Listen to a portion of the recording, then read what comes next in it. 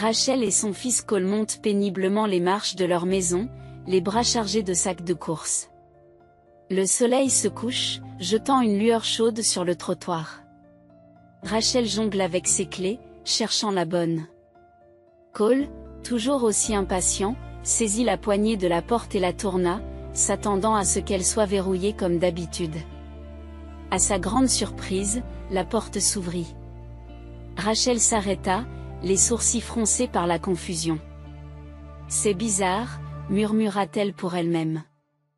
John a dû rentrer tôt aujourd'hui.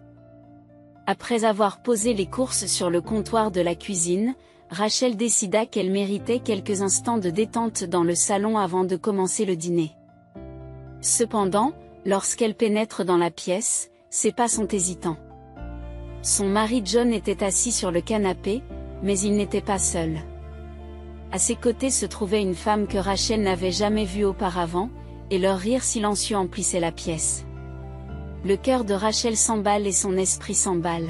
« Excusez-moi », réussit-elle à dire, la voix posée malgré le choc. « Qu'est-ce qui se passe ici ?» La mystérieuse femme leva les yeux, un sourire se dessinant sur ses lèvres, cachant à peine un rire, mais il y avait là une suffisance que Rachel n'aimait pas.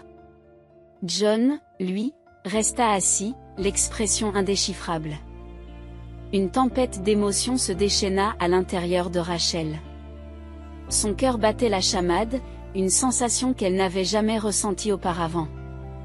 Elle resta là, attendant une explication, espérant contre toute attente qu'il s'agissait d'une farce bizarre. Le temps semblait s'étirer à l'infini alors qu'elle attendait la réaction de John. Finalement, il se leva, le visage sérieux, et rencontra les yeux de Rachel. Le regard qu'il lui lança confirma ses craintes. Ce n'était pas une blague. Rachel resta figée, les yeux rivés sur Jean tandis qu'il présentait la femme assise à côté de lui avec une désinvolture qui la piqua au vif. « Rachel. Voici ma petite amie Nicole. Nicole, voici ma future ex-femme, Rachel. » dit John, la voix dénuée de toute émotion. L'esprit de Rachel s'embrouille, incapable de saisir l'ampleur de ce qui se passe. « Attends, je ne comprends pas. Tu es en train de me dire que tu as amené ta petite amie chez nous ?» commence-t-elle, la voix tremblante d'incrédulité et de douleur. John l'interrompt brusquement. « Ma maison, Rachel, c'est ma maison. Et écoute, j'ai essayé d'arranger les choses et j'ai clairement échoué. Je suis désolé, mais nous devons aller de l'avant, déclara-t-il, son sourire forcé et vide. Les mots frappèrent Rachel comme un coup physique. Son cœur s'emballa douloureusement, le choc de sa trahison étant aussi dévastateur que la perte d'un membre de la famille bien-aimée. Elle a du mal à comprendre comment tout a pu changer si rapidement. Hier encore, ils riaient ensemble, partageant des moments de joie. La confusion envahit ses pensées. Depuis combien de temps cela dure-t-il ? Réussit-elle à demander, sa voix mêlant colère et tristesse. John soupire lourdement, son expression devient aigre face à l'interrogation de Rachel. Cela s'est passé en parallèle, admit la contreséhure. Pourquoi tu ne me l'as pas dit, insista Rachel, qui avait besoin de réponses, sa voix s'élevant à chaque mot. L'irritation de John est devenue visible. Il se déplaça mal à l'aise, n'appréciant manifestement pas la tournure que prenait la conversation. « Rachel, ce n'est ni le moment ni l'endroit pour discuter de cela, » dit-il d'un ton dédaigneux. Essayant de mettre fin à la conversation, Rachel tenta de parler, sa voix vacillant sous l'effet de l'émotion. « Qui est-elle et comment peux-tu rester là sans être affectée ?» demanda-t-elle, ses yeux se promenant entre John et la femme à côté de lui. Nicole ouvrit la bouche pour répondre, mais avant qu'elle n'ait pu prononcer un mot, John intervint. Il se tourna vers Nicole. Ses mains se resserrèrent sur sa taille et il fit face à Rachel. Sa voix était glaciale, chaque mot délibéré et tranchant. « Rachel, tu as eu ta chance, tu n'as pas répondu à mes attentes, » déclara-t-il sans ambages. « Nicole peut me fournir ce dont j'ai besoin. La dureté de ces mots fut comme une gifle au visage de Rachel, la laissant ébranlée par le rejet froid du temps qu'ils avaient passé ensemble. Je ne comprends pas John, après toutes ces années passées ensemble, comment peux-tu dire cela? Qu'est-ce que je suis censée dire à Cole, demande-t-elle, la voix tremblante, au bord des larmes. La réponse de John est froide et dédaigneuse. Dis-lui ce que tu penses être le mieux. Je ne suis pas son père, Rachel. Quel genre de question est-ce là? Il s'emporte, la colère monte. John, c'est vraiment toi qui parles? Peux-tu entendre ce que tu dis? Supplia Rachel, les larmes coulant déjà sur ses joues. John ferma les yeux, en signe d'agacement. Oh, voyons, Rachel. Est-ce que tu essaies de me faire culpabiliser à propos de Cole maintenant? Il n'est pas de mon sang. Il n'a jamais été mon fils. Comment peux-tu être aussi naïve? Rétorqua-t-il durement. Rachel resta là à sangloter. Elle baissait la tête, désespérée. Ta vie ne m'intéresse plus. Fais-moi une faveur, veux-tu? John s'arrêta, jetant un coup d'œil à Rachel. Jusqu'à présent, Cole, 7 ans, n'avait pas été vu par eux, mais il avait tout entendu. En se retournant, Rachel vit son fils jeter un coup d'œil au coin de la rue. Sa tentative de sourire ne parvint pas à masquer les larmes qui coulaient dans ses yeux. Bébé, la voix de Rachel s'est brisée quand il est arrivé dans ses bras. Je suis tellement désolée, bébé. John se racla la gorge bruyamment, interrompant ce moment de tendresse. Désolé d'interrompre ce moment d'émotion, mais tu dois faire tes valises maintenant. Rachel regarde John à travers ses larmes, stupéfaite. Qu'est-ce que tu veux dire, John? Nous n'avons nulle part où aller. Tu ne peux pas nous donner un peu de temps? Implore-t-elle, son étreinte se resserrant autour de son fils. C'est fini, Rachel. Si tu faisais des efforts, tu pourrais peut-être trouver un endroit où aller, comme cette vieille cabane dont tu as hérité. Rachel sursaute doucement, recule d'un pas tandis que les rouages de sa tête se mettent en branle. C'est à ce moment-là qu'elle comprit ce qu'était l'homme qui se trouvait devant elle. Sans un mot, elle tourna les talons, tenant la main de son fils et se dirigeant vers la chambre qu'ils partageaient. « Va chercher tes affaires, Cole. »« Où irions-nous, maman ?» demanda Cole avec un sourire, mais ses yeux étaient en larmes. Rachel déglutit, détournant son regard du garçon qui la regarde innocemment. « Tout ira bien, bébé. Va chercher tes affaires. » Dès qu'elle entendit le doux clic de la porte, elle s'effondra sur le sol. Tout cela ressemblait à un cauchemar dont elle n'arrivait même pas à se réveiller.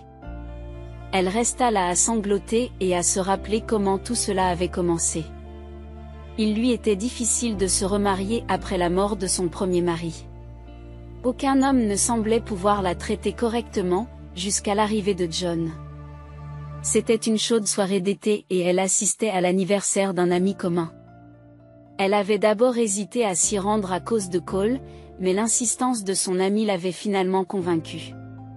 C'est la première personne qu'elle aperçoit en entrant dans le jardin. Il était grand, brun et avait des yeux bleus perçants qui semblaient voir à travers elle. Comme s'il savait qu'elle l'observait, il s'est approché d'elle en souriant. John était charmant et plein d'esprit, il la faisait rire facilement pour la première fois depuis 1 an et demi. Elle se souvient de la façon dont son cœur a battu la chamade lorsqu'il lui a pris la main, de la façon dont son sourire lui a donné l'impression d'être chez lui. Ils avaient dansé sous les étoiles ce soir-là. Se balançant doucement au rythme de la musique, leurs yeux rivés l'un sur l'autre. C'était comme si le temps s'était arrêté et que tout ce qui comptait, c'était eux deux. À la fin de la soirée, il la raccompagnait à sa voiture. Après avoir échangé leur numéro, il l'a invitée à un vrai rendez-vous.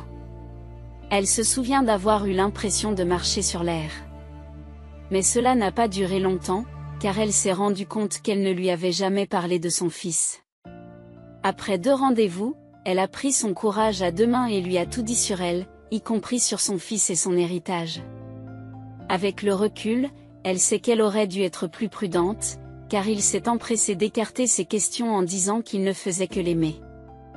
Elle a balayé tout ce qui était flagrant, essayant de se convaincre que l'amour qu'ils partageaient était merveilleux, jusqu'au jour où ils sont allés visiter la maison qu'elle avait héritée de son père.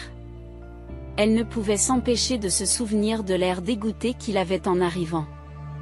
Ce n'était pas du tout ce à quoi ils s'attendaient tous les deux, mais il avait l'air d'avoir le cœur brisé et d'être agacé en même temps. C'était le même homme qui était si attentionné et gentil avec elle qui tenait maintenant une femme dans ses mains. Leurs rires montèrent jusqu'à leur chambre, brisant encore plus le cœur de la jeune femme. Jamais elle n'aurait pensé que tout ce que son ex-mari voulait, c'était son héritage. Tout ce qu'il faisait n'était que mensonge. Comment ai-je pu ne pas m'en rendre compte plus tôt, gémit-elle en essayant de se lever. Elle ne pouvait plus supporter tout ce qui se passait, elle devait donc faire ce qu'on lui demandait. Les souvenirs de Rachel se transformèrent en ressentiment amer lorsqu'elle entra en trombe dans sa chambre, ouvrant la porte du placard avec une force qui fit s'entrechoquer les cintres sur le sol. Elle commença à jeter des vêtements dans une valise avec colère. Elle n'arrivait pas à croire qu'elle avait perdu des années à cause des mensonges et des tromperies de John. Pendant qu'elle faisait ses valises, elle pensait à tous les signes qu'elle avait ignorés, à toutes les fois où elle avait trouvé des excuses à son comportement. Sa colère et sa douleur débordaient, se manifestant dans la manière féroce dont elle entassait les vêtements dans le sac, comme si elle essayait de faire sortir toute la douleur et la trahison.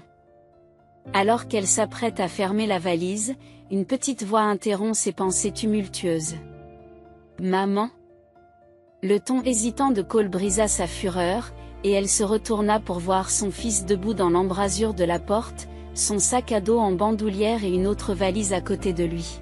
« C'est bon, bébé, je suis prête. » Elle ferma sa valise et la déplaça vers la porte. Ils sortirent de la maison et il lui fallut toute sa volonté pour ne pas se retourner. Rachel sortit de l'allée, laissant derrière elle la maison dans laquelle Cole et elle avaient passé 4 ans. Le silence dans la voiture continuait à s'accroître, ponctué seulement par le reniflement occasionnel de Cole. Elle avait mal au cœur de savoir que son fils souffrait autant qu'elle, et elle ne pouvait rien faire pour que cela disparaisse. « Maman, est-ce qu'on ne reviendra jamais à la maison ?» demanda finalement Cole, en tremblant légèrement. Rachel respire profondément, essayant de trouver les mots justes. « John et moi avons des problèmes, mon pote. Nous avons besoin de nous éloigner un peu. » Elle marqua une pause, rassemblant ses idées. « Il n'était pas honnête avec nous, Cole. Il nous faisait du mal à tous les deux, et il valait mieux que nous partions. » C'est à cause d'elle ? Ses yeux se rétrécirent tandis qu'il la regardait à travers le miroir. Elle remarqua que son visage était déjà pâle tandis que son cœur battait la chamade. « Oui, mon chéri, c'est vrai, » murmura-t-elle doucement, « mais nous nous en sortirons ensemble, d'accord. Nous aurons une vie meilleure, juste tous les deux. » Alors qu'ils roulaient dans les rues, elle commença à montrer du doigt les autres maisons du nouveau quartier où ils allaient s'installer, tout en essayant de faire parler son fils à nouveau. « Te souviens-tu de l'endroit où je t'ai dit que ton grand-père nous avait laissés ?» Cole se contenta de hocher la tête, regardant par la fenêtre. « C'est là que nous allons habiter. Ça va être amusant. » Peu de temps après, la maison que John appelait une vieille cabane apparut. Rachel savait que ce n'était pas grand-chose, mais c'était un très bon endroit pour repartir à zéro, un endroit pour guérir.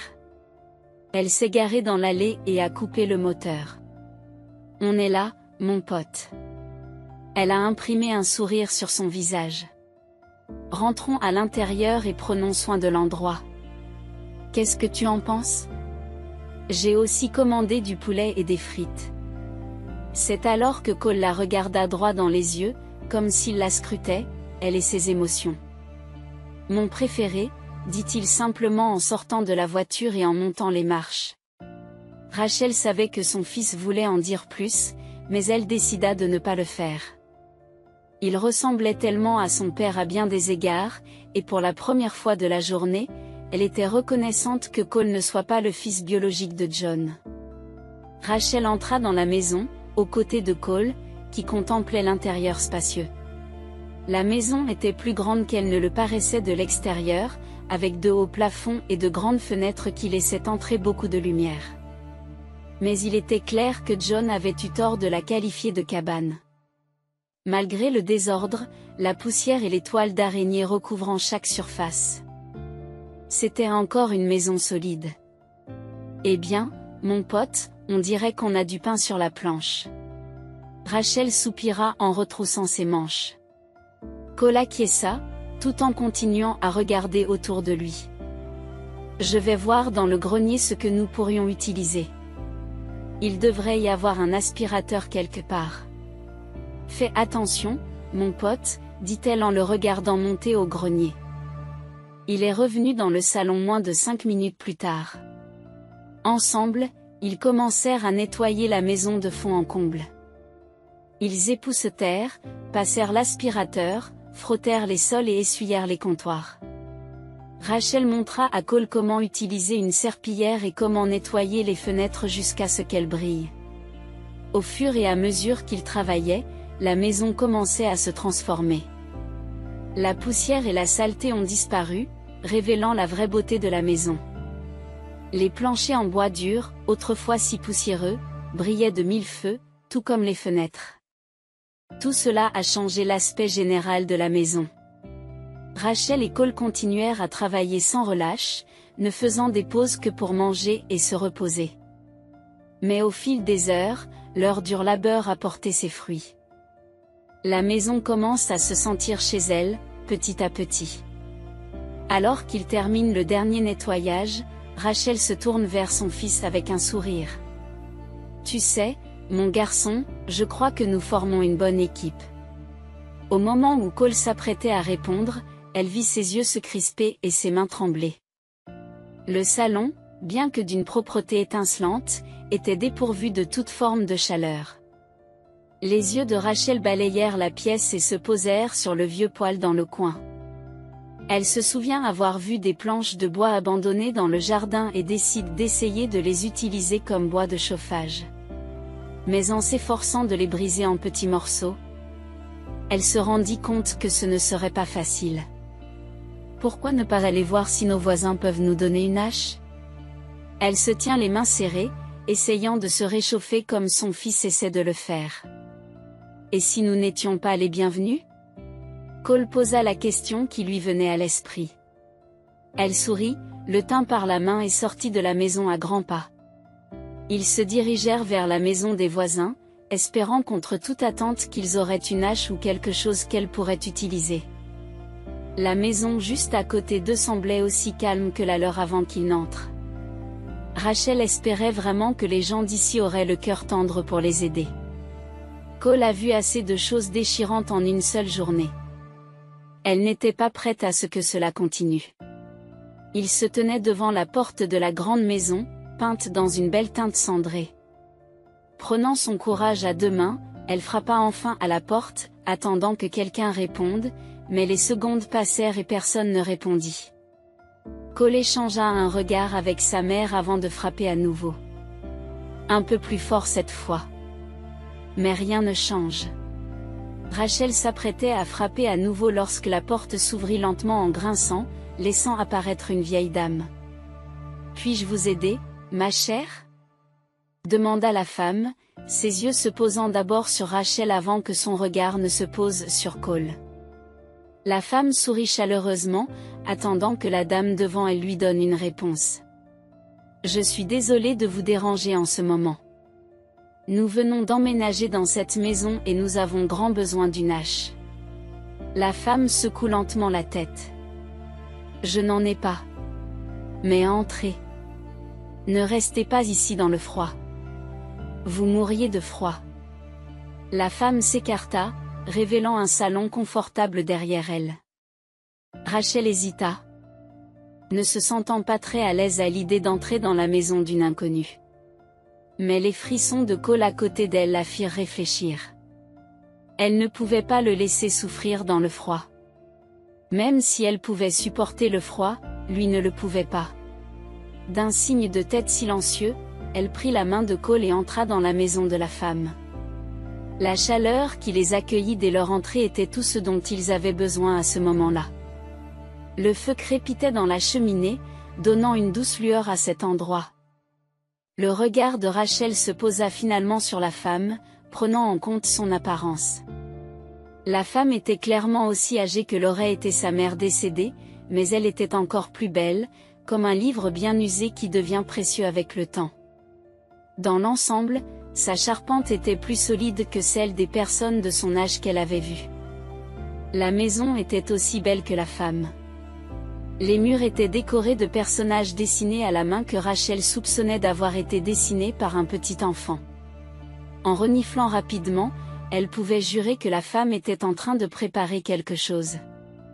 Rachel ressentit une pointe d'envie, souhaitant que sa maison soit aussi accueillante. Alors qu'elle s'installait au coin du feu, la femme leur tendit des tasses. La sienne était remplie de thé fumant et celle de Cole de chocolat chaud, son préféré. « Je suis Hélène, je n'ai pas compris votre nom tout à l'heure. » Rachel sursaute, un peu gênée. « Pardonnez mes manières, je suis Rachel et voici mon fils, Cole. » Elle jette un coup d'œil à son fils, qui est occupé avec son chocolat chaud.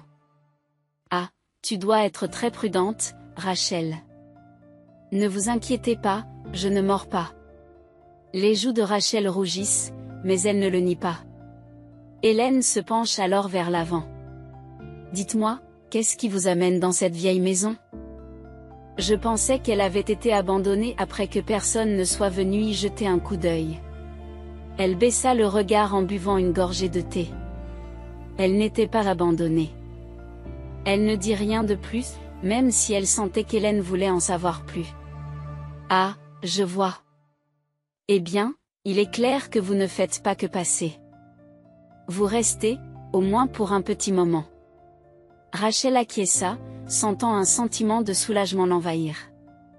Elle commençait à penser qu'Hélène allait continuer à poser des questions. Cependant, il y avait quelque chose chez Hélène qui la mettait à l'aise, malgré ses réserves initiales.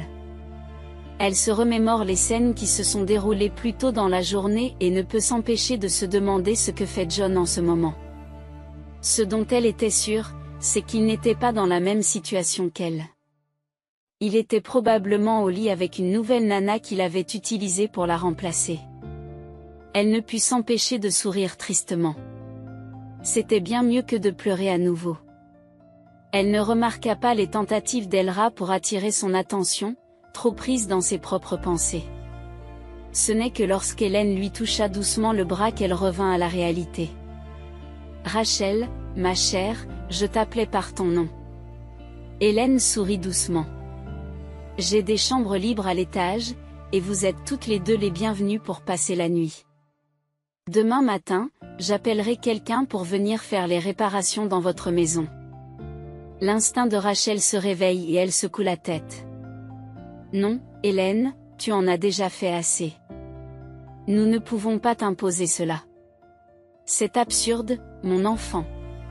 Tu ne t'imposes pas. Je veux vous aider. Et puis, ce n'est pas prudent pour toi de retourner dans cette maison froide et sombre ce soir. » Rachel hésite, surprise par l'offre qu'Hélène lui fait, mais elle ne veut pas être un fardeau. « Vraiment, Hélène, tout ira bien. » La main d'Hélène sur son bras l'arrêta. « Rachel. Écoute-moi. Tu ne retourneras pas dans cette maison ce soir. Tu vas rester ici, au chaud et en sécurité. Demain matin, nous remettrons ta maison en état et tu pourras reprendre ta vie, mais pour l'instant, accepte mon aide, d'accord ? » La résistance de Rachel s'effondre sous son insistance, voyant qu'Hélène n'est pas prête à accepter une réponse négative. « D'accord. Merci, Hélène. » Rachel s'emmitoufla et retourna chez elle, surprise par le froid soudain. Elle rassembla rapidement quelques articles de première nécessité, des vêtements, des articles de toilette et la couverture de Cole, et retourna chez Hélène. En entrant, elle aperçut Cole endormi sur le canapé, sa petite poitrine se soulevant et s'abaissant à chaque respiration. Hélène sourit et fit un signe de tête en direction de l'escalier. « Laissez-moi vous montrer les chambres. » Rachel suivit, portant Cole tandis que ses yeux s'adaptaient à la pénombre du couloir de l'étage. Les mêmes décorations qui ornaient les murs du salon se retrouvaient un peu plus loin dans le couloir. Cette fois, elles avaient l'air plus matures.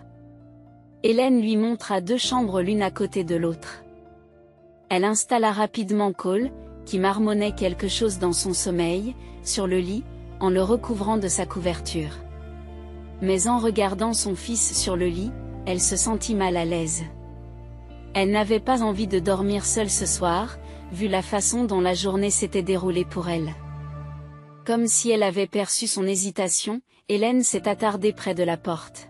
« Tu sais, Rachel, tu peux partager ta chambre avec Cole si tu veux. Je sais ce qu'il en est des mères et de leurs enfants. » Les yeux de Rachel rencontrèrent ceux d'Hélène, se demandant si elle était si facile à lire ou si Hélène avait simplement un 6e sens. « Merci, Hélène. Je pense que je vais le faire. » Il fallut quelques heures à Rachel pour trouver le sommeil. Et avant qu'elle n'abandonne enfin la réalité, des larmes coulèrent de ses yeux, à la fois en signe de gratitude et de choc. Au moins, dans tout ce qui s'était passé, elle n'avait pas perdu tout à fait. Le lendemain, Rachel se tenait dans la pièce froide et mal éclairée, regardant Kevin, le fils d'Hélène, examiner l'ancien four. Ses traits robustes semblaient avoir été ciselés dans le granit. Sa mâchoire était tranchante et inflexible. Elle remarqua que ses yeux, d'un bleu profond, se concentraient sur la bête de métal qui se trouvait devant lui. Au début, elle l'a pris pour l'homme à tout faire. Jusqu'à ce qu'Hélène le présente comme son fils et la personne qui s'occuperait de ses réparations. Hélène a également mentionné qu'il était pompier. La chaudière était une masse imposante de poussière et de pourriture, car elle était restée inactive pendant très longtemps. Il y avait des toiles d'araignée tout autour, ainsi qu'une épaisse couche de poussière. Rachel se demande comment il a pu fonctionner. Cette chose est une relique. Je suis surprise qu'il n'ait pas fait exploser toute la maison. Heureusement que ma mère n'avait pas de hache, dit Kevin. Rachel, qui se tenait à ses côtés, s'est soudain sentie sur la défensive. Et, ce n'est pas si mal. Elle a juste besoin d'un peu de soin. Un peu de soin. Ce truc a besoin d'un miracle ou d'une boule de démolition. Il grogne et secoue la tête. Ce n'est pas comme si j'avais le choix. C'est venu avec la maison. Kevin renifla, ce qui lui donna envie de crier de frustration. Ouais, eh bien, l'ancien propriétaire a probablement voulu s'en débarrasser. Comme le reste de ce taudis. Et, cette maison a du caractère, et ce n'est pas un dépotoir. Ses yeux se plantent dans l'arrière de son crâne. Si les regards pouvaient tuer, il serait parti depuis longtemps. Du caractère? Tu veux dire comme le toit qui fuit et les planchers qui grincent? Oui, vraiment charmant. Hélène se racla bruyamment la gorge, interrompant le duo. Kevin, mon cher, ça suffit. Rachel. Pourquoi n'irais-tu pas m'aider à préparer le déjeuner?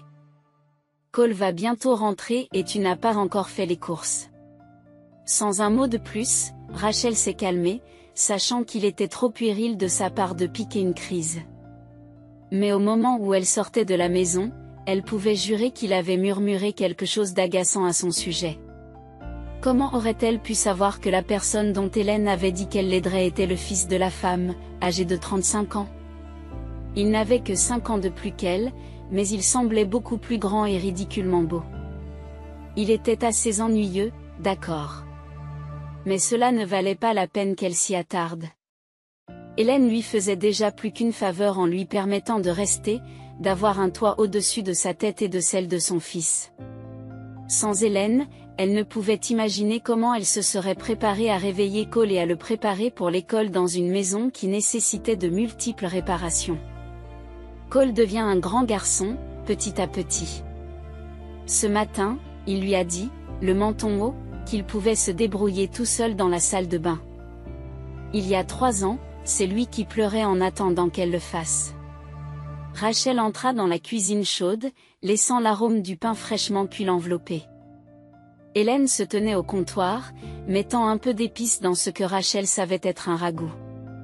Elle la rejoignit immédiatement, désireuse d'être utile pour une fois. « J'ai grandi seule, Rachel », commença Hélène en se tournant vers la fenêtre, d'où elle pouvait confortablement voir la maison de Rachel. « Mes parents étaient plus âgés et ils m'ont prodigué tout leur amour et leur attention. Mais parfois, je me sentais si seule.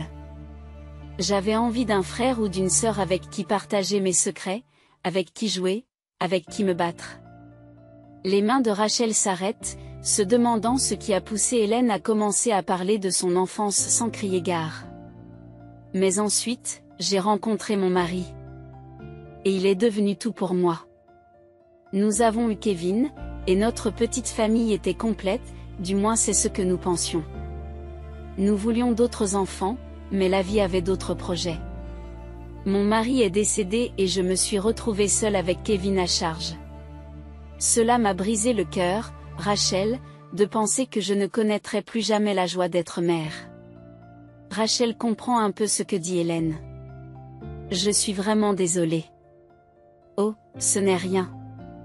C'est juste qu'en voyant la façon dont Kevin et toi avez agi tout à l'heure, j'ai imaginé ce que la maison aurait été si j'avais eu un autre enfant. » Alors qu'elle s'apprêtait à parler, la porte de la cuisine s'ouvrit et Cole entra à grands pas. Son sac à dos en bandoulière, un sourire excité sur le visage. « Et, maman, devine quoi? On a fait une expérience scientifique aujourd'hui, et c'était trop cool. On a fait entrer un volcan en éruption et en cours de gym, j'ai marqué un but. Oh, et j'ai oublié de te dire que j'ai eu un A à mon contrôle de maths. » Le visage d'Hélène s'illumina immédiatement et elle serra Cole dans ses bras. « C'est formidable, mon chéri. Je suis très fière de toi. » Kevin est entré dans la cuisine à ce moment-là, et son nez s'est écarté de lui pour renifler l'air. Il laissa échapper un soupir avant que ses yeux ne se posent sur la mèche dont les yeux étaient fixés sur lui. Un petit sourire se dessina sur ses lèvres alors qu'il s'approchait de lui. « Et, petit homme ?» Les yeux de Cole s'écarquillèrent lentement en découvrant la silhouette imposante de Kevin. « Ouah, tu es énorme. »« Oui, on me le dit souvent, » dit Kevin en haussant les épaules. Rachel se rapproche de son fils et le tient par les épaules. « Cole, ce n'est pas poli de dire ça. Excuse-toi auprès de Kevin. » Le visage de Cole rougit et il regarda ses pieds. « Désolé, Kevin. » « Ne t'inquiète pas, petit homme. J'ai l'habitude. » Rachel sourit, ses yeux rencontrant ceux de Kevin dans un bref moment de compréhension. « Eh bien, allons déjeuner, d'accord? Cole, va donc te laver les mains, et nous allons commencer. » Tandis que Cole s'éloigne, Rachel se tourne vers Kevin en s'excusant. « Je suis désolée. Il est parfois un peu enthousiaste. Comme je l'ai dit, j'ai l'habitude. Les enfants sont toujours curieux de voir le grand pompier effrayant. » Rachel se contenta de sourire, le voyant sous un autre jour. Les semaines qui suivirent furent aussi rapides qu'un éclair dans le ciel. Elle faisait de son mieux pour s'occuper quand Cole n'était pas près d'elle. Hélène lui avait également tenu compagnie à plusieurs reprises. Un de ces jours, elle a fondu en larmes en se rappelant ce que son ex-mari lui avait fait, mais Hélène l'a simplement prise dans ses bras, sans poser de questions. Les mots étaient sur le bout de sa bouche, sur le point de dire à Hélène que son ex-mari infidèle venait de lui signifier les papiers du divorce. Ces mots n'ont jamais été prononcés, et Hélène n'a pas posé de questions à ce sujet, même plusieurs jours après. Elle attrapa la vaisselle qu'elle avait empruntée à Hélène et se dirigea vers la porte, tout en notant mentalement d'acheter de nouveaux ustensiles pour la cuisine. Cole serait bientôt de retour, il fallait donc qu'elle fasse aussi vite que possible. Au moment où elle fermait la porte à clé et se retournait, elle remarqua une voiture exotique qui s'arrêtait devant la porte d'Hélène. Une jeune fille, qui semblait plus jeune que Cole, sortit de la voiture et salua le conducteur avec empressement avant de sauter dans la maison. Rachel fut plus curieuse lorsque Kevin apparut de nulle part, se tenant près du portail, comme s'il attendait que le chauffeur le remarque. C'est alors qu'une superbe femme, aux longs cheveux noirs et soyeux, sortit de la voiture, l'air un peu rougi. Kevin et la femme commencèrent à se parler à voix basse. Au vu des plis sur le front de Kevin, elle se douta qu'ils étaient en train de se disputer. Mais elle était loin de pouvoir comprendre ce qu'ils disaient. Ce n'est pas que cela la concerne. L'homme faisait de son mieux pour l'agacer à chaque fois qu'il la voyait. Se sentant comme une intruse, elle hésita, ne sachant pas si elle devait rester en arrière et rapporter la vaisselle plus tard ou continuer. À ce moment-là, la femme partit en claquant la porte, laissant Kevin seul devant le portail, les yeux toujours fixés sur la voiture qui s'éloignait. Kevin se passa les mains dans les cheveux, frustré. Lorsqu'il se retourna pour rentrer dans la maison, ses yeux rencontrèrent immédiatement les siens. Avant de hocher la tête et d'entrer dans la maison. Rachel n'avait besoin de personne pour lui dire de remettre la vaisselle à Hélène à la prochaine fois. Elle se demandait pourquoi les yeux de Kevin brillaient de colère contre elle. C'était plus brutal que la colère elle-même. 2 jours plus tard, Rachel ne pouvait plus éviter d'aller chez Hélène. Cole était venu avec des questions d'Hélène, qu'il considérait maintenant comme sa propre grand-mère. Elle frappa 2 fois avant que la porte ne s'ouvre, et la petite fille qu'elle avait vue plus tôt dans la semaine se tenait devant elle en souriant. « Bonjour, je m'appelle Anna. » Rachel ne peut s'empêcher de sourire. C'est alors qu'elle vit qu'Hélène était derrière Anna. « Cela fait longtemps que je ne t'ai pas vue. Voici Anna, la fille de Kevin. » Son sourire se figea tandis qu'elle assimilait la présentation qu'Hélène venait de faire. La fille de Kevin. Elle ne s'attendait pas à cela. Cela expliquait l'étrange ressemblance entre Kevin et sa fille. Elle pensait qu'il était surtout bourru et ennuyeux. Mais maintenant, en réalisant qu'il a un enfant, elle le voyait comme un tendre. La fille de Kevin. Dit-elle en entrant dans la maison, se dirigeant vers la cuisine pour y déposer la vaisselle. C'est bien cela. Ma minima. Rachel se retourna pour voir Kevin qui se tenait dans l'embrasure de la porte et qui la regardait d'un air amusé. Il était appuyé contre le chambranle, les bras croisés. « Waouh, je ne savais pas que tu étais père. » Elle détourna le regard. Kevin haussa un sourcil. « Oui, eh bien, je suis plein de surprises. »« Surprise mon pied » marmonna-t-elle en s'approchant de lui. « Tu es tellement bourru et intimidant, crois-le ou non. Pouvez-vous m'excuser ?» Il posa sa main sur le montant de la porte, lui barrant la route. « Bourru et intimidant. Ce n'est pas exactement le genre de langage que j'utiliserais pour me décrire. Eh bien, vous devez admettre que vous pouvez être un peu effrayant parfois. » Effrayant ? Moi ? Jamais.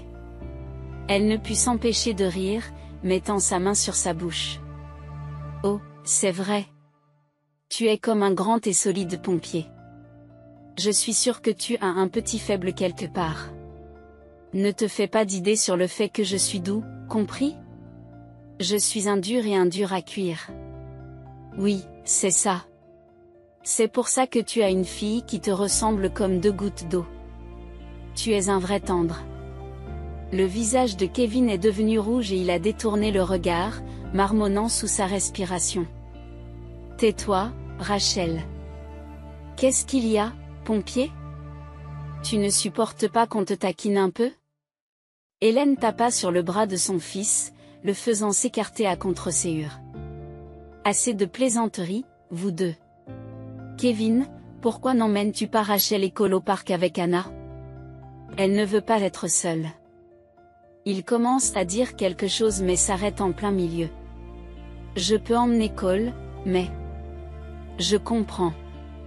Je vais le préparer, alors. Elle en profita pour s'excuser de leur présence et se dirigea vers le salon où Anna et Cole dessinaient un objet. Désolée, Anna. Je dois préparer Cole pour le pique-nique. Donne-moi juste. Anna fit un grand sourire, permettant à Rachel de voir quelques-unes de ses dents manquantes.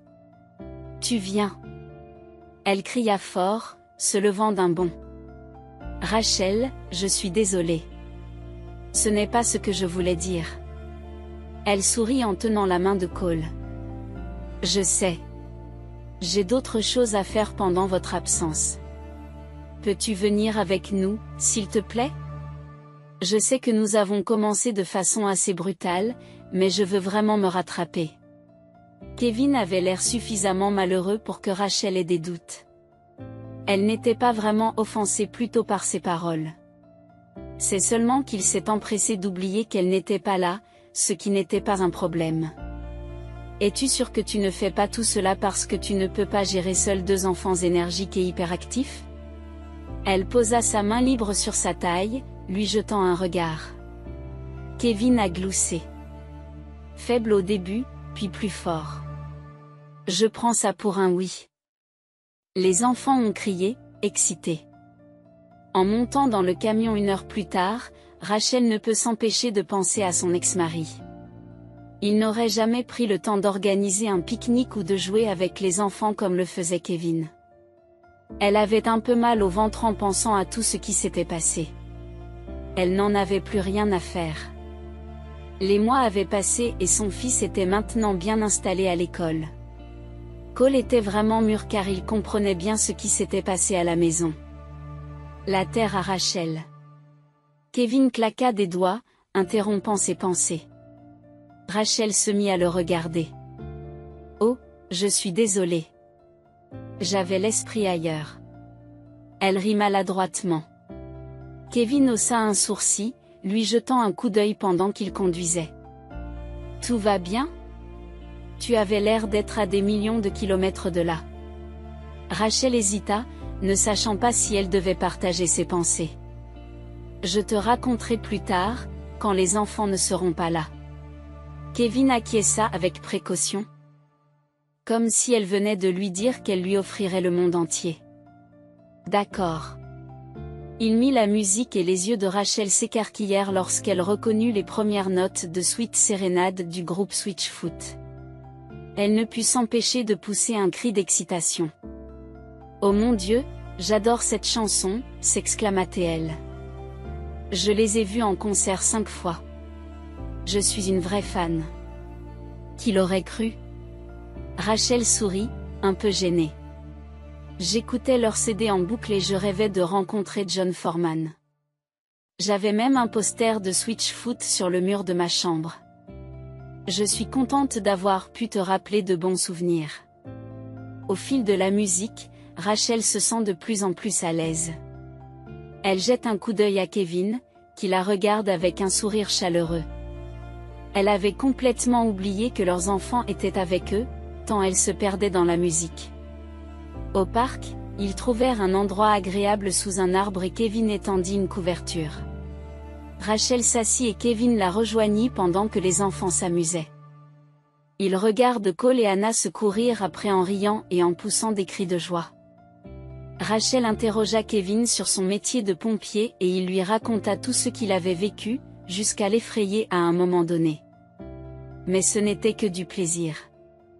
C'est avec lui qu'elle a pu enfin dire qu'elle était écrivain et qu'un seul de ses livres était épuisé.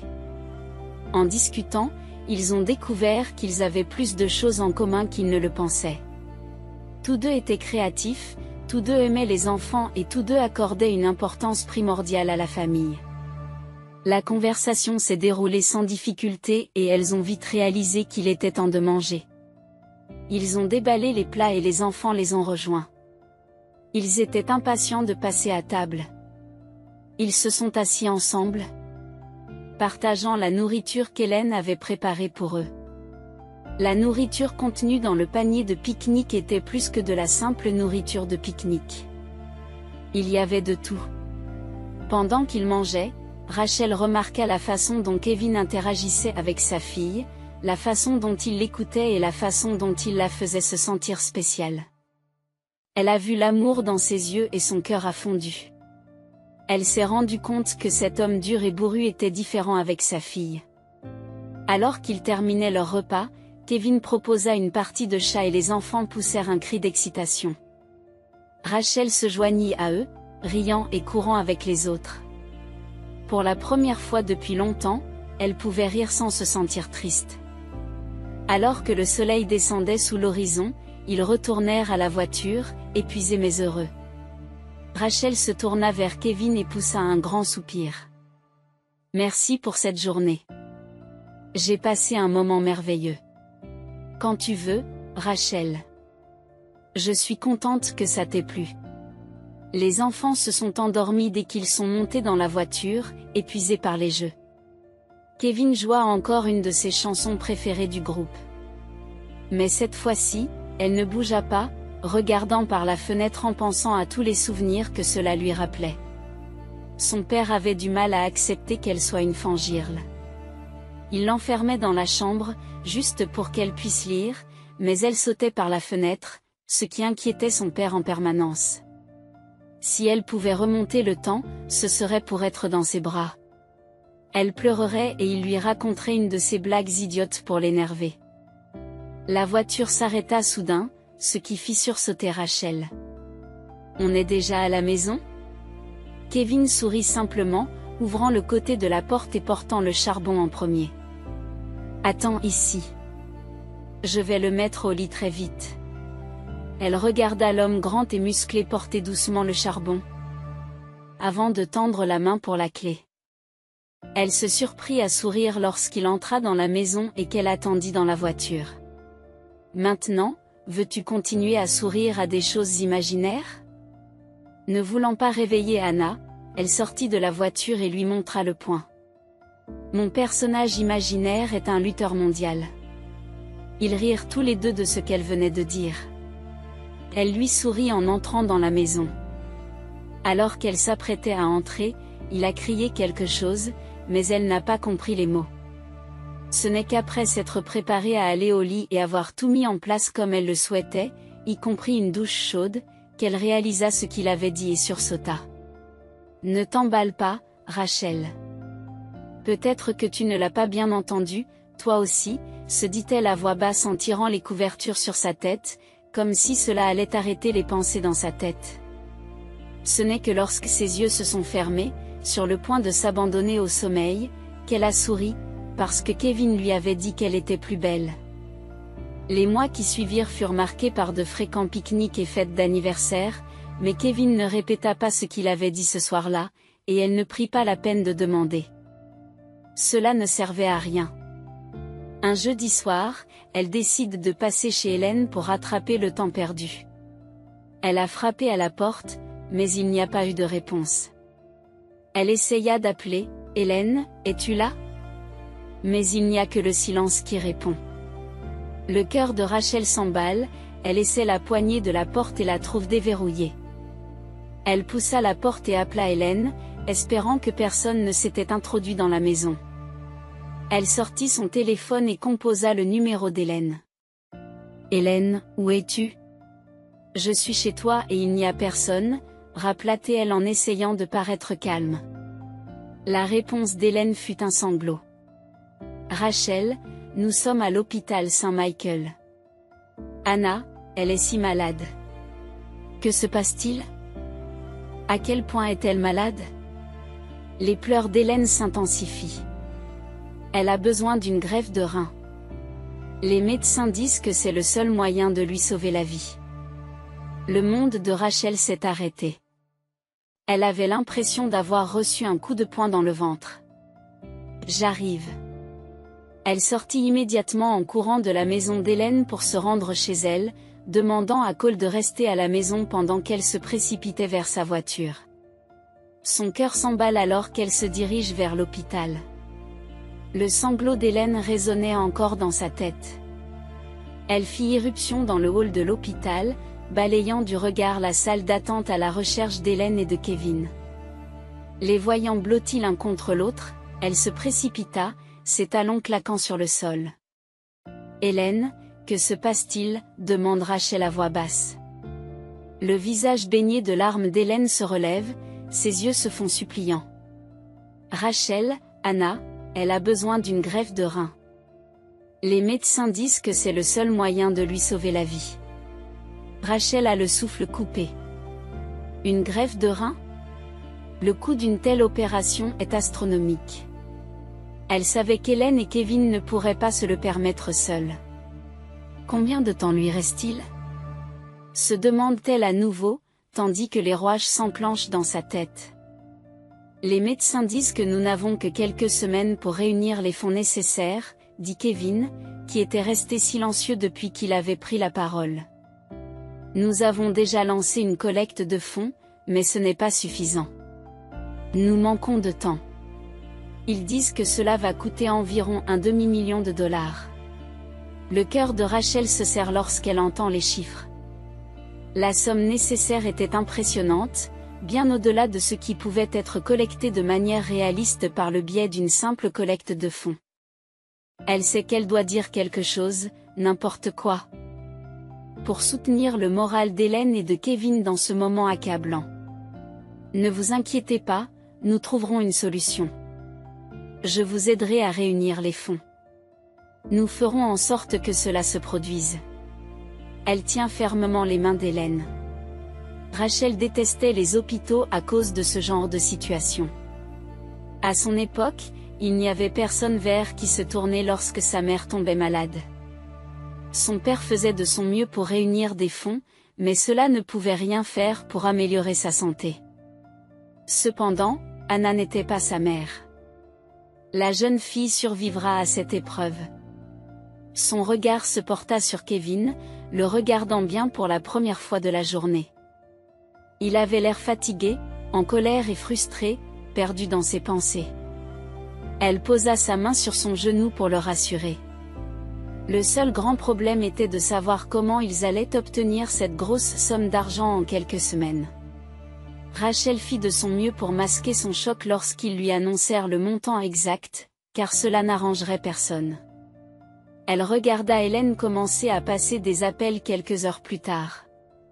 Kevin faisait les 100 pas dans la pièce, les yeux rivés sur son téléphone, essayant de joindre son ex-femme, un mannequin toujours occupé qui ne semblait jamais avoir le temps de s'occuper de leur fille. Elle pouvait sentir sa frustration grandir à chaque tentative infructueuse. Il s'est finalement affaissé sur une chaise, la tête entre les mains, et Rachel a su qu'elle devait agir. Elle s'assit à côté de lui et lui dit doucement, « Comment va Anna ? Comment va Anna ?» Kevin secoue la tête, sa voix se fissure. « Pas de changement, et je n'arrive même pas à ce que mon ex me rappelle. Elle est tellement prise dans son propre monde qu'elle ne se soucie même pas que notre fille se batte pour sa vie. » Rachel pose une main sur son bras, essayant de le calmer. « Nous trouverons une solution, Kevin. On va s'en sortir ensemble. » Mais Kevin se contente de secouer la tête, ses yeux se remplissant de larmes. « Je ne sais pas, Rachel.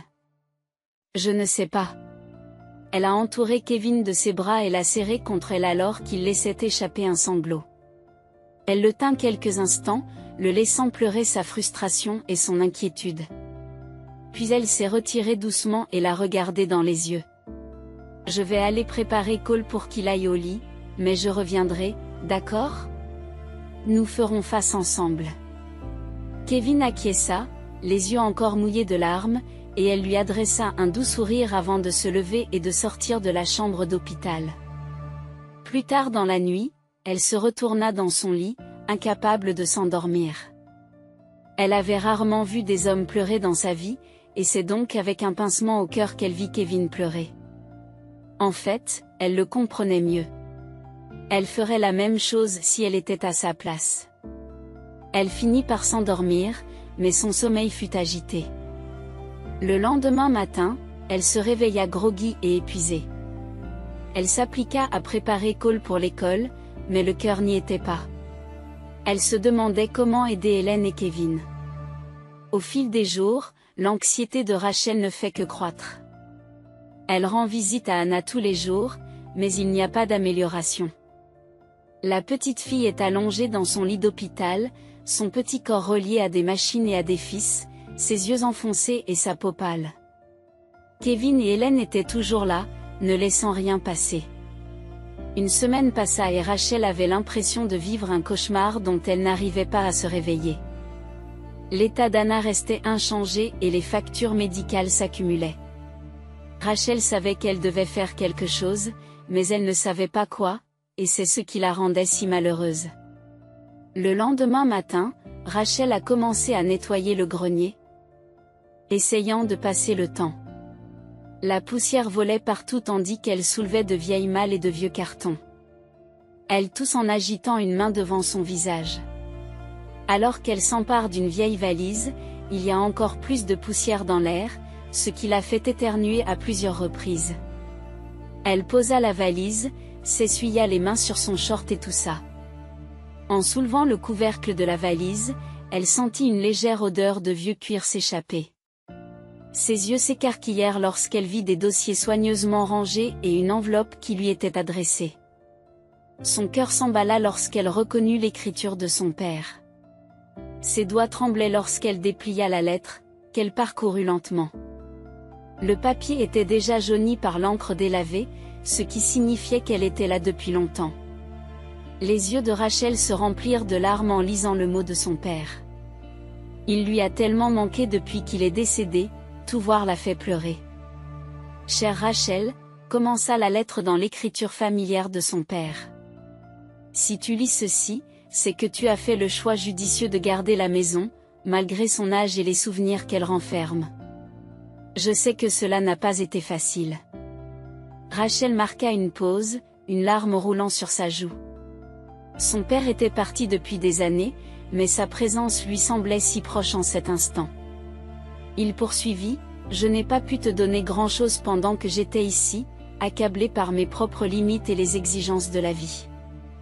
Mais sache que chaque jour, j'ai essayé de mettre un peu de côté, dans l'espoir que cela t'aiderait un jour quand je ne le pourrais pas. » Au bas de la lettre, griffonné en lettres tremblantes, se trouvait un numéro de téléphone. « Appelez ce numéro », écrivait-il. « Parlez à Monsieur Thompson. Il est au courant des petits investissements que j'ai faits. Ce n'est pas grand-chose, mais j'espère que cela pourra vous aider d'une manière ou d'une autre. » Rachel s'essuya les yeux et replia soigneusement la lettre, qu'elle posa sur la table à côté d'elle. Elle pensa à Kevin et Hélène à l'hôpital, confrontés à leurs propres épreuves. Le lien de la famille semblait plus fort que jamais, un fil se tissant à travers leurs luttes séparées, les rapprochant par l'esprit, sinon par la présence. Rassemblant ses forces, Rachel décrocha le téléphone et composa le numéro. « Bonjour. Rachel se présente, sa voix est un mélange de nervosité et d'anticipation. Il y eut une brève pause au bout du fil, un soupir lourd et réfléchi. « J'attendais ton appel, Rachel. Ton père m'a dit que tu finirais par me contacter. Il parlait souvent de toi, avec tant de fierté et d'espoir. » Leur conversation s'est déroulée au fil des mises à jour, mais au fur et à mesure que les plaisanteries s'estompaient, un changement subtil s'est opéré dans le comportement de Monsieur Thompson. Sa voix, jusqu'alors pleine de réminiscences, adopte une gravité qui attire l'attention de Rachel. « Rachel, vous vous demandez peut-être qui je suis et comment j'ai connu votre père ? » Monsieur Thompson prend une profonde inspiration. « Je l'ai connu un jour qui aurait pu se terminer tragiquement pour ma famille. Mon fils a failli se noyer dans le lac. » Rachel porta la main à sa bouche, ses yeux s'écarquillant de stupeur. « C'était un jour terrible, poursuit Monsieur Thompson, mais votre père était là. Il a sauvé la vie de mon fils. Je lui ai tout offert, prêt à lui rendre la pareille. Mais c'était un homme humble, votre père. Il a refusé toute compensation matérielle. J'ai travaillé dans la finance toute ma vie et même si ton père ne voulait pas d'argent, il m'a laissé l'aider à gérer le peu qu'il avait choisi d'investir. » Il marqua une pause, s'assurant que Rachel suivait bien. « Votre père envoyait de petites sommes chaque fois qu'il le pouvait. Au fil des décennies, j'ai géré ses investissements. J'ai fait de mon mieux pour qu'il produise les meilleurs rendements. » Rachel écoute, chaque mot tissant une nouvelle couche de compréhension sur l'homme qu'était son père et l'héritage qu'il a laissé derrière lui. Avez-vous vu les papiers dans l'enveloppe? La voix de Monsieur Thompson la ramena au présent. Rachel acquiesce, se souvenant de l'épaisse enveloppe qu'elle n'a pas encore examinée en détail. Ils sont tous à votre nom, des actions, des obligations, d'autres investissements. Les yeux de Monsieur Thompson scintillèrent d'une pointe de fierté. Vous devriez peut-être appeler votre conseiller financier pour confirmer, mais la dernière fois que j'ai vérifié, vous étiez millionnaire. Les mains de Rachel tremblent légèrement tandis qu'elle mesure l'ampleur des paroles de Monsieur Thompson. Un mélange de gratitude et d'émerveillement l'envahit alors qu'elle réalise la profondeur de la prévoyance de son père et de la loyauté de Monsieur Thompson. Merci, réussit-elle à dire, la voix chargée d'émotion. Je n'en avais aucune idée. Alors qu'il continuait à parler, Rachel sentit un lien profond avec son passé se nouer avec les possibilités inattendues de son avenir. Tout cela grâce à deux hommes issus de mondes différents, liés par un moment de crise et une vie entière de gratitude. Dès qu'elle a su qu'elle disposait de cet argent, la première chose qui lui est venue à l'esprit a été le traitement d'Anna. Le projet de nettoyer le grenier était déjà oublié depuis longtemps alors qu'elle descendait précipitamment du grenier et attrapait ses clés, sans même se préoccuper de changer de vêtements. Son cœur s'est emballé alors qu'elle se précipitait vers l'hôpital, la nouvelle brûlant un trou dans sa poche. Elle avait hâte de la partager avec Kevin et Hélène. Le traitement d'Anna n'était plus un fardeau financier. Son père s'en était chargé d'outre-tombe. Rachel franchit les portes de l'hôpital. La détermination palpable. Je suis ici pour aider à payer les frais de traitement, déclare-t-elle sans hésiter. Hélène et Kevin sont assis dans la salle d'attente. Kevin, l'air usé par l'inquiétude, lui adresse un faible sourire. C'est très gentil de ta part, Rachel, mais tu n'es pas obligée. En fait, je vais m'occuper de tout. L'expression de Kevin se transforma en confusion, ses sourcils se fronçant. Tout, répéta-t-il, manifestement perplexe. Rachel rit légèrement, le son se répercutant légèrement dans le couloir très fréquenté de l'hôpital. Oui, tout. Laissez-moi vous expliquer, dit-elle, les yeux pétillants d'excitation. Cet après-midi, alors que je nettoyais le grenier, j'ai trouvé quelque chose d'incroyable. Kevin, toujours perdu dans ses propres préoccupations, ne semble pas saisir ce qu'elle veut dire. Il cligna des yeux, les rides de stress autour de ses yeux s'accentuant. J'ai découvert que j'étais millionnaire, poursuit Rachel, la voix remplie d'un mélange d'étonnement et de joie. À cette révélation, les yeux de Kevin s'écarquillent de façon spectaculaire, un mélange de choc et d'incrédulité envahissant son visage. Un millionnaire, balbutia-t-il, sa voix mêlant le doute et l'espoir. Oui, confirme Rachel en hochant la tête avec enthousiasme. Grâce à des investissements que mon père a fait il y a longtemps. Je peux me le permettre, Kevin. Je veux t'aider. Le scepticisme initial de Kevin s'est lentement transformé en soulagement, son corps se détendant visiblement à mesure que le poids des soucis financiers commençait à se dissiper. Je ne sais même pas quoi dire, Rachel. Merci, réussit-il à dire, la voix chargée d'émotion. Rachel lui tendit la main et la serra doucement. Tu n'as pas besoin de dire quoi que ce soit. Je suis simplement heureuse de pouvoir faire cela pour vous et votre famille. Lorsqu'ils atteignirent le bureau administratif, elle poussa la porte et entra à grands pas, attirant l'attention de la réceptionniste. Je suis ici pour régler les factures d'Anna Johnson, annonce-t-elle en tapant sur Kevin, encore sous le choc. La réceptionniste lève les yeux, surprise par leur arrivée soudaine. Ah, oui, je vais vérifier. Elle tapote sur son ordinateur, et ses yeux s'écarquillent lorsqu'elle voit le montant dû. D'accord, c'est une somme importante. Voulez-vous payer par carte ou... Rachel l'interrompt et sort son chéquier. Je vais faire un chèque. Combien dois-je payer ? Les yeux de la réceptionniste se portent sur le montant affiché à l'écran. Il s'agit de 517 000 $. Elle n'hésite pas à faire le chèque, désireuse d'en finir, pourvu que la vie d'Anna soit sauvée. En remettant le chèque, la réceptionniste écarquille les yeux de surprise. « Je vous remercie. Merci beaucoup, mademoiselle Rachel. » Elle traite rapidement le paiement, ses doigts s'agitant sur le clavier.